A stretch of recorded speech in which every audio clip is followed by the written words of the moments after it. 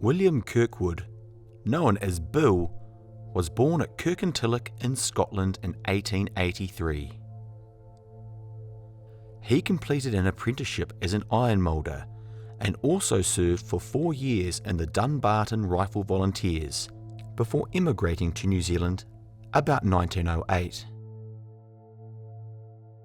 His married sister Maggie Leach lived in Dunedin, but whether they came to Otago together or one followed the other is not known.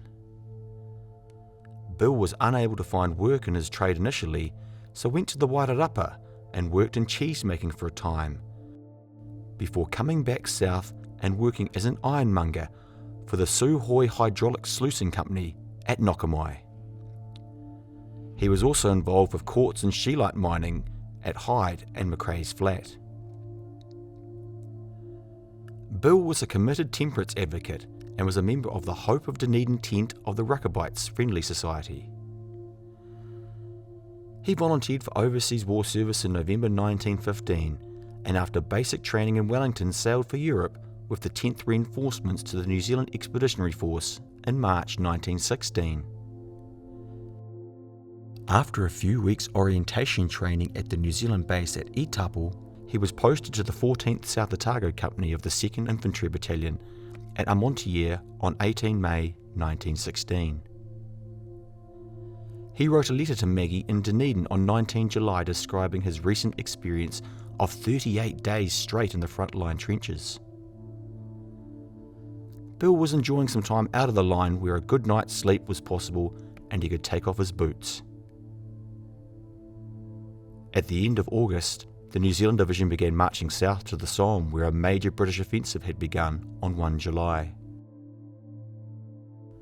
Bill was promoted to Lance Corporal on 8 September as preparations for the action ahead ramped up.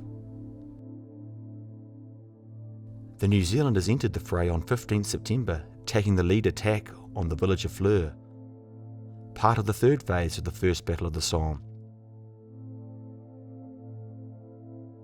This was the first divisional-size set-piece attack in the history of the New Zealand Army and would see the division leading the attack around Flers for 23 days.